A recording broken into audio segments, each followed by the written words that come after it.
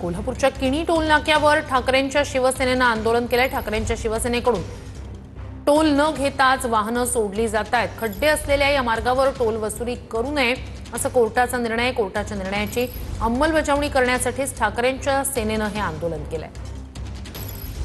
या सगळ्या तर कोल्हापुरात खड्ड्यांसाठी आता ठाकरेंच्या सेनेनं आंदोलन केलेलं आहे। रस्त्यावर खड्डे आहेत, त्या संदर्भातला कोर्टाचा आदेश आहे की रस्त्यावर खड्डे असतील तर टोल वसुली करू नये।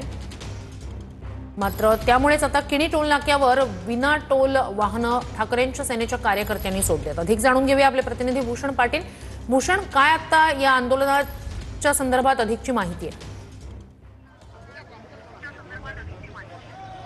खड्डे असलेल्या महामार्गावर टोल वसुली करण्यावरून सर्वोच्च न्यायालयानं टिप्पणी आहे ती केलेली आहे आणि या सगळ्या महामार्गावर टोल वसुली करू नये अशा पद्धतीचे एक प्रकारे निर्देशच कोर्टाने दिलेले आहेत। या सगळ्या निर्देशाची अंमलबजावणी करावी या मागणीसाठी आता कोल्हापुरात ठाकरे गट जो आहे तो आक्रमक झाल्याचं आपल्याला बघायला मिळतंय। कोल्हापूरच्या किणी टोल नाक्यावर शिवसेना ठाकरे गटाचे कार्यकर्ते जे आहेत ते जमलेले आहेत आणि या सगळ्या किणी टोल नाक्यावर येणारी वाहनं जी आहेत ती विना टोल आहेत ती पुढे सोडली जात आहेत। या सगळ्या कार्यकर्त्यांकडून गेल्या 15 ते 20 मिनिटांपासून या सगळ्या आंदोलनाला सुरुवात झालेली आहे। रविकिरण इंगवले असतील, त्याचबरोबर शिवसेनेचे पदाधिकारी जे आहेत ते या सगळ्या आंदोलनामध्ये सहभागी झाल्याचं आपल्याला बघायला मिळतंय। आपल्यासोबत रविकिरण इंगवले आहेत। रविभाऊ, काय सांगाल, आज विना एक आंदोलन करावं लागतं टोल नाक्यावर?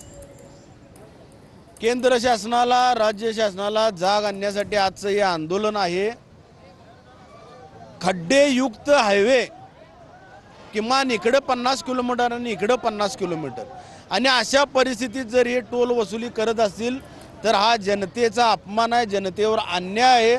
आणि सुप्रीम कोर्टाचा जर आदेश पाळत नसतील तर नेमकं या राज्यकर्त्यांना कुणाचा किस्सा भरायचा आहे आणि कुणाचा किस्सा भरण्यासाठी टोल वसुली करतात? काय स्वरूप असणार आहे आंदोलनाचं? 1 तास किमान। नक्कीच नक्कीच नक्कीच नक्कीच भूषण, नक्कीच।